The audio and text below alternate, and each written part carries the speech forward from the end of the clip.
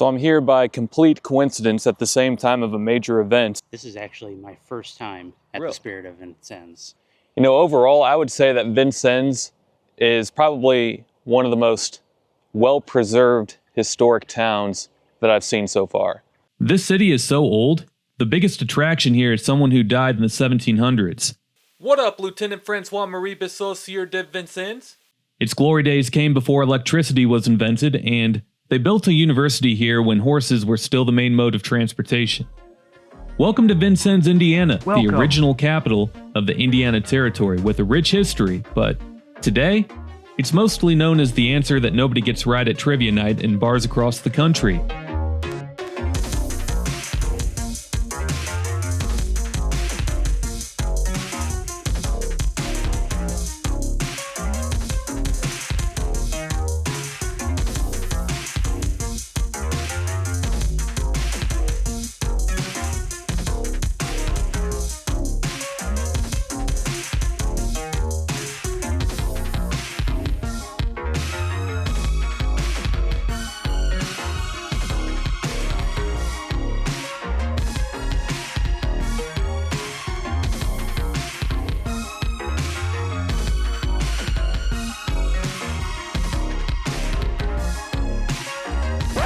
Vincennes is in the far southwest part of the state. Evansville is the closest larger city, about an hour's drive to the south. Today, the town is home to around 16,500 people and is somewhat of a regional center for large parts of southwestern Indiana and southeastern Illinois. It's got a small selection of national restaurant and retail chains to satisfy basic wants, including, of course, an oversized Walmart that proudly serves the area's population of Mountain Dew drinking Hill Jacks. And don't even come at me like that's offensive. You're mad at your dad, not at me! Mountain Dew even confirmed it themselves through a recent Facebook post. I mean, if that hurt your feelings, then you ain't no tough guy and you ain't no tough gal, because let's be honest, if you're crying over that, then maybe you shouldn't be behind the wheel of that oversized pickup truck. Well, the first historic site that I checked out was on the south side of town. So there's a couple of Native American burial grounds here in the Vincennes area. This is one of them. I'm at Pyramid Mounds, about due south of downtown. And there's a trail that leads back here from a small little dirt pull-off area. And we're about to go see what's down there. Also, this better be good. I drove 2 hours to get here, starting at like 4 a.m. because this is going to be a long day of filming, so this better be good. Pressure's on. Show me what you got. Where does the trail even go from here? Are you serious right now? I think it goes around up here.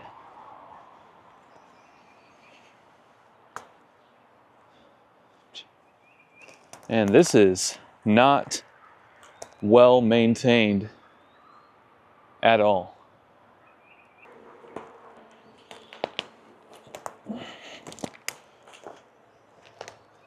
Well, there's the mound. There's some thick vegetation to walk through here. It's probably poison ivy. Well, that's about as close as I'm getting. You know, after walking back there and seeing it, I wonder why this is even here. Why they even put in effort to mow this little pathway to the mound.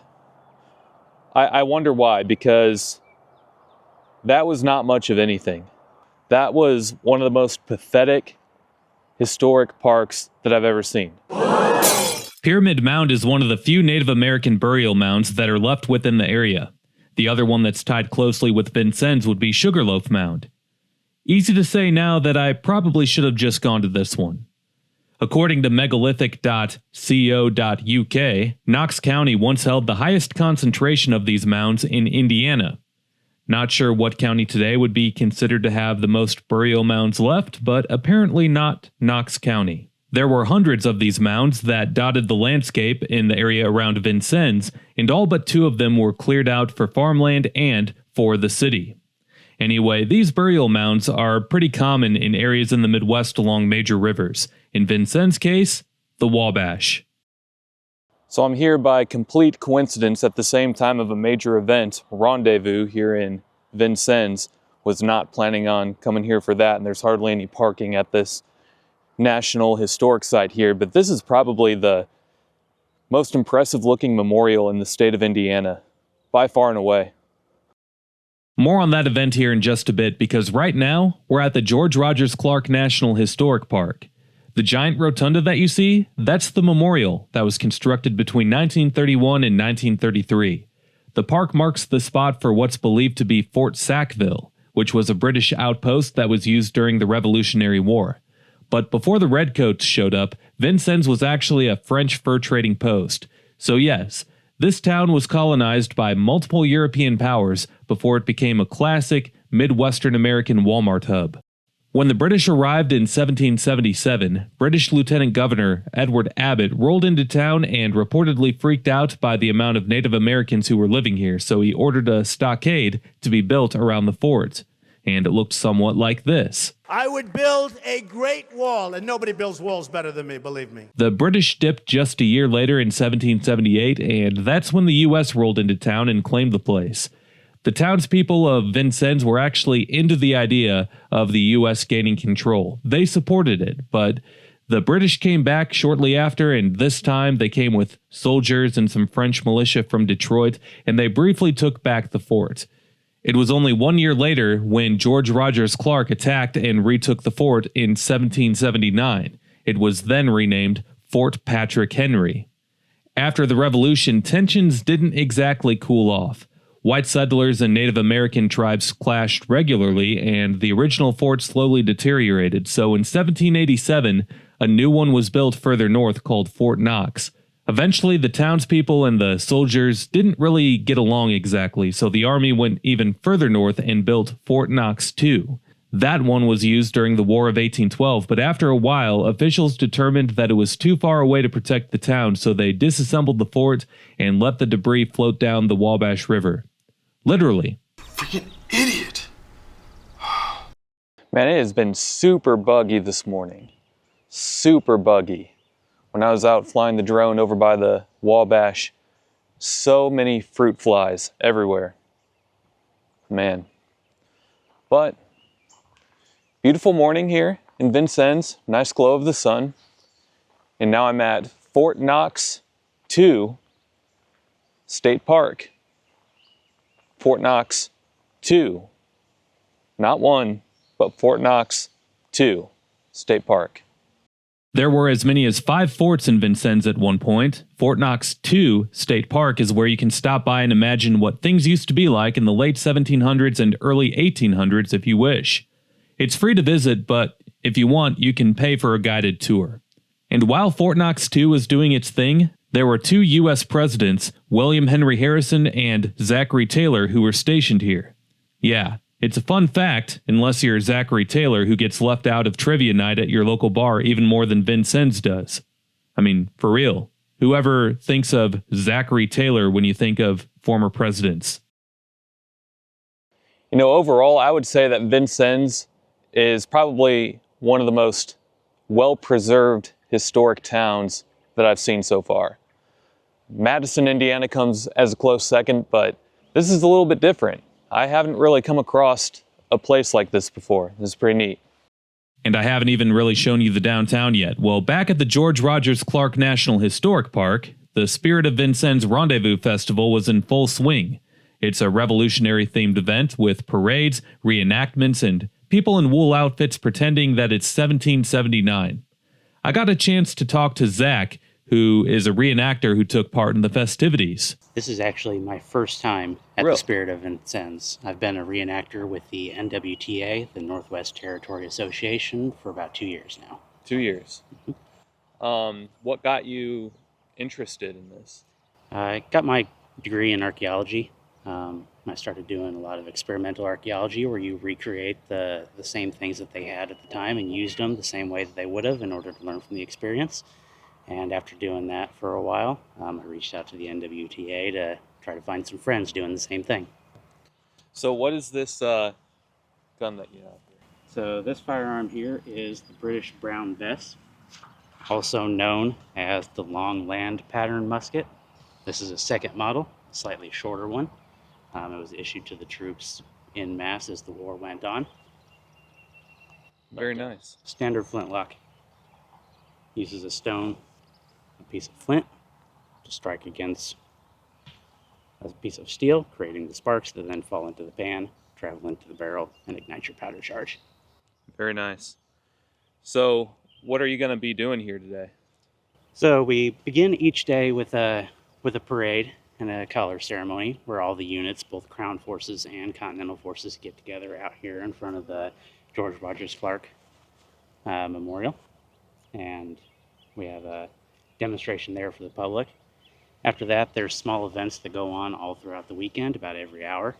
Twice a day, Saturday and Sunday, there's a tactical or a battle demonstration out on the battlefield, which is across the campus here, so to speak, where we reenact what a typical conflict would have been. If YouTube demonetizes this video because I showed a musket being talked about in historical context during the Revolutionary War, I'm done. That's right, I'm leaving. Goodbye. No more Chris Harden videos on YouTube. Some of you will be happy about that though, but yeah, I'm going to be moving on to other things and you guys will never see me again. Well, Vincennes used to be the capital of the Indiana Territory. As you can see, the Indiana Territory included all of modern-day Indiana, Illinois, and Wisconsin, along with parts of Michigan and Minnesota. Vincennes held that capital status from 1800 to 1813 before the honor was passed on to Corydon. Indiana became a state in 1816, and in 1825, the capital moved once again to some new place called Indianapolis. Never heard of it. Ever hear of it? I never heard of it. Oh, actually, yeah, I have heard of it. All right, well, Vincennes, by the way, is the oldest city in Indiana. It was founded in 1732 by French fur traders. By 1798, Vincennes had evolved from an outpost to an actual city. Outside of the military forts, agriculture has always been a strong force in the local economy here due to the rich farmlands. Today, all of downtown is a part of the Vincennes Historic District, which includes over 1,000 buildings, with the oldest dating back to 1802.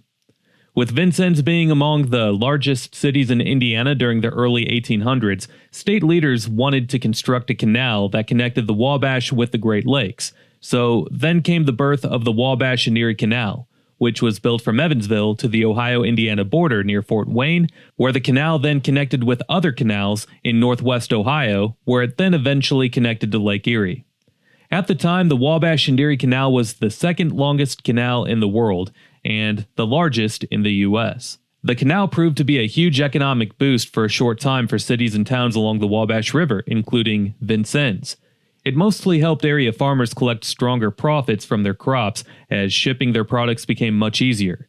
Imports became much more affordable as well. Basically, canals were America's first form of highway, and Vincennes was in a great location to benefit from those times, as it was indeed located in the pathway of a major canal. However, the costs to build and maintain the canal outweighed the profits, as Indiana was $15 million in debt in 1841.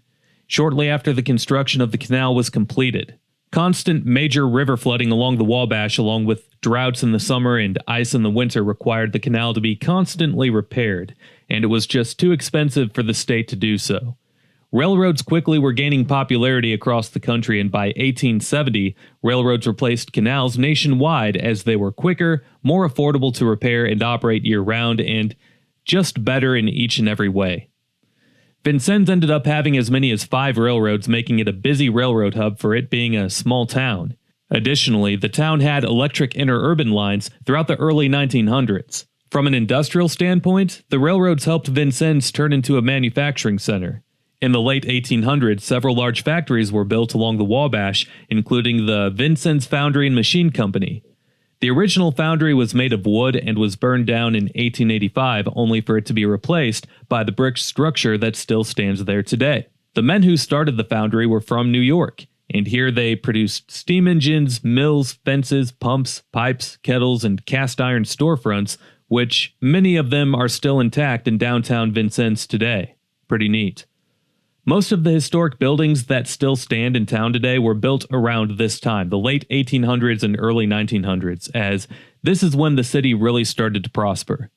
The factories provided jobs, and people were flocking in to work at those jobs. Usually I'm only able to pull these up for videos on Illinois, as Illinois back in the day decided to gift us with a collection of aerial photos that covered the entire state back in the 1930s, while no other state had the same idea. None that I know of anyway, but since Vincennes is right on the border with Illinois, there just so happened to be some aerial photographs of Vincennes from 1935 stored on their archives, and these are always neat to look at. Well, as most of us know, the Great Depression occurred in the 1930s, and Vincennes suffered from that, as did most of the rest of the country. Industrial growth also seemed to come to a halt from that point on as well. It's like economic progress here left for a smoke break and never came back. During the 1960s, not only did the Vincennes foundry close, but several other factories closed as well. Vincennes hit its peak population in 1980, and since then, the population has only gone downhill, with today's Vincennes population estimated to be around 16,500. The last time that there were this few people living in Vincennes was before 1910. At that time, streaming meant watching the current of the Wabash River, and nothing else. But despite the obvious economic struggles of the area today, at least downtown appears to be somewhat thriving. There's a few noticeable vacancies here and there, but overall it looks like it's pretty well kept up with. It seems like there's quite a few small businesses that are able to do well here, so that's always good. The architecture is a nice mix of Italianate, Federal, and other styles, so most small towns would trade their downtowns for what Vincennes has, no doubt. Well, I ended up driving through Vincennes for about an hour and a half, and I tried to go to every corner of the town, so for everything that I don't show in this video, I'll have a second video uploaded on my second channel called Chris Harden's Video Archives, and the link will be down below once it's uploaded. Well, next up is the William Henry Harrison home. This property is also referred to as Grouseland.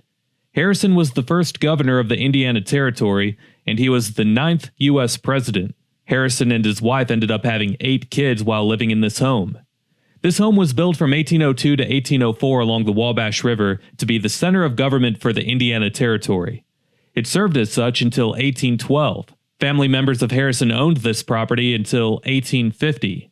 And since 1911, the house has served as a museum, and inside you can view all 3 floors and find quite a few historic artifacts on display. Right outside of Grouseland is this collection of buildings that is called the Vincennes State Historic Site. You can order tickets for guided tours if you wish. However, this helps illustrate what old Vincennes used to look like. The red building was the original Territory Capitol building, while the building to the left of it was the Jefferson Academy, which was the first school of higher learning in the state. The institution grew and eventually became Vincennes University, which is right across the street from all of this. Vincennes University was initially named the Jefferson Academy as Henry Harrison was trying to impress then-President Thomas Jefferson. In 1807, the original Jefferson Academy closed and Vincennes University began. The school had rough beginnings, as it deteriorated pretty badly by 1824. Just over 100 years later, in 1939, the school had loads of debt, so it sold its campus to the Bishop of Vincennes, and it continued to operate by renting a building. One crazy fact would be that the Sigma Pi fraternity was created here back in 1897, although today it's headquartered out of Nashville, Tennessee. Well, today Vincennes University owns quite a large campus to the northeast of downtown. The school is state-funded and it serves about 4,500 or so students on campus and 19,000 or so system-wide. Other campus locations would be in Indianapolis, Lebanon, Jasper, and in Gibson County. The school also offers online-only courses and degrees. One major attraction on the Vincennes University campus would be the Red Skelton Museum of American Comedy, although comedy isn't something that you can major in at the school. That's a missed opportunity there. But for those who are my age and younger, so 21 and younger, you might not know much of his work, but Red Skelton was big time on television and radio. He hosted the Red Skelton Show that aired from 1951 to 1971. Skelton grew up in Vincennes and the town isn't shy of bragging about it. He dropped out of school at age 13 after he was successful at some comedy shows here in town at the Pantheon Theater. Skelton appeared in 35 movies along with his 20-year run of his TV show. He passed away in 1997. On the other side of town, you have the Indiana Military Museum. There are several tanks, airplanes, and helicopters on display outside, and inside I'm sure there's even more cool things to look at, but clearly, Vincennes is a great location to have the Indiana Military Museum given the town's historical significance of military history. The museum began in 1984 and is expanded over time.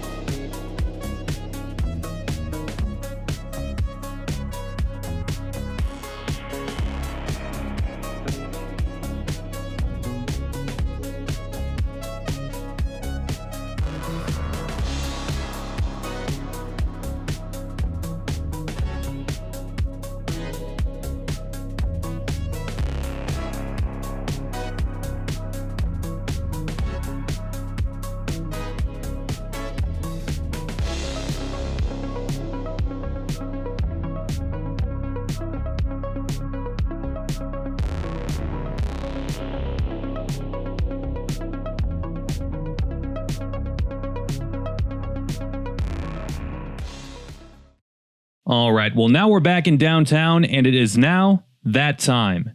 You can't always trust Walmart sushi, just like how you can't always trust your uncle's homemade moonshine, but you can always trust Chris's livability score.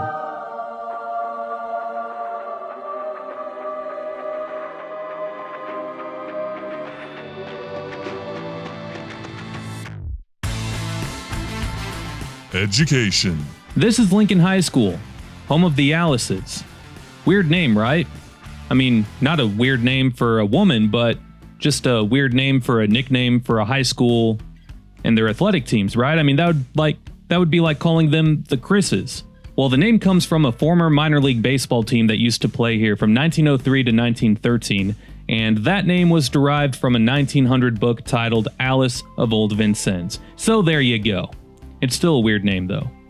Well, academically, students score below average on the SATs in math, reading, and science. This is common with many rural school districts throughout the Midwest. Niche.com ranks Lincoln High School in the bottom half of all Indiana high schools, and I'll also give it a below average grade, as education gets a 7 out of 20. Crime. Crime isn't something that you have to worry about much here. The violent crime rate is well below average, but petty, property crimes, those are a little bit higher than average, so it gets a 13 out of 20.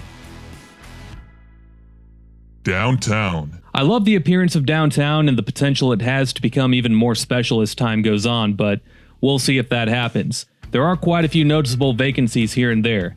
I can get past that for now though because of all of the other things that you can find here, so downtown gets a 14 out of 20. Economy. This is one of the worst things about Vincennes, the economy. There aren't that many high-paying jobs in town. Really, it's just the university and a few medical offices that would offer as such. And I'm sure you can make money in other ways here. I'm sure there are a few little other companies in town that offer high-paying jobs, but not that many. And I'm sure that you could be a tradesperson or a craftsman or a plumber, and you don't have to get a college degree and you can make money just like how you can everywhere. But look at the data. The data says that the median household income in Vincennes is $50,000 per year. That is well below the national average of $75,000 or so per year. Plus, the poverty rate is nearly 20%, meaning that 1 out of every 5 households in Vincennes is living in poverty. Those numbers are pretty typical for these towns, though, that used to rely heavily on manufacturing. Economy gets a 6 out of 20. Environment. There's not much that I could find showing that there's concerning amounts of pollution in either the groundwater or the air in Vincennes. The biggest concern would be the agricultural runoff that collects in the Wabash. Otherwise, things are looking pretty good here. It gets a 17 out of 20. Recreation. Unless you're satisfied with canoeing and fishing in the Wabash, there's not much else to do around here. If you drive about an hour further east, there's more scenery with the hills and state forest land, but that's an hour east. Here in Vincennes, it's flat farmland and the Wabash River where you're just going to get eaten up by mosquitoes like no other. Not much else is here. It gets a 3 out of 20. History. This is Vincennes' strong suit, no doubt, and the town knows it too. That's why it's on display as much as it is. 2 presidents, the forts, the fact that it's the oldest city in Indiana, the fact that it used to be the capital of the Indiana Territory, the first institution of higher learning in the state. This, that, and the other. History gets a 20 out of 20. Amenities. You have your basic selection of stores to satisfy basic needs. There's a Walmart, a Rural King, a Lowe's, a small handful of hotels, other chain stores, and a basic selection of chain restaurants. But let's say you want something beyond that. Let's say you want to go to Best Buy. Well, you'll have to drive an hour away to either Evansville or Terre Haute. Let's say you want a Costco. You'll have to drive an hour south to Evansville. You know, I get ripped on all the time for ripping on this part of these small towns. And I ain't stopping, because if I lived here, that would be a real gripe of mine. In my daily life, because of what I do with cameras, computers, and whatever else, I find myself running over to Best Buy all the time to get stuff that I need on the fly. And I wouldn't like it if I had to kill 3 hours of my time during the day to get there and back just to grab a simple SD card or 2. Amenities gets a 4 out of 20. Cost of living. As you can imagine, this is another strong suit of Vincennes. Yeah, it doesn't cost much to live here, at all. These newer looking townhomes with historic looking designs, they look cool, don't they? Well, guess what? You can't have them because they're for Vincennes University students only. But there's plenty of other options in town, and you'd have to be a real bum to not afford to rent or buy a home in this town. The house for $55,000 isn't move-in ready, but the house for $115K right next to it is. Plus, there's a 1-bedroom, 1-bathroom house for rent in this town at the time of me uploading this video that's only going for $725 a month. Like, are you kidding me? And it looks that clean inside too? A house like that looks that clean with a rate that low is just not available in the area that I live in. Cost of living gets a 20 out of 20. All in all, the Chris livability score for Vincennes, Indiana is 104 out of 160, putting it in 28th place overall out of all of the places that I've done this for so far.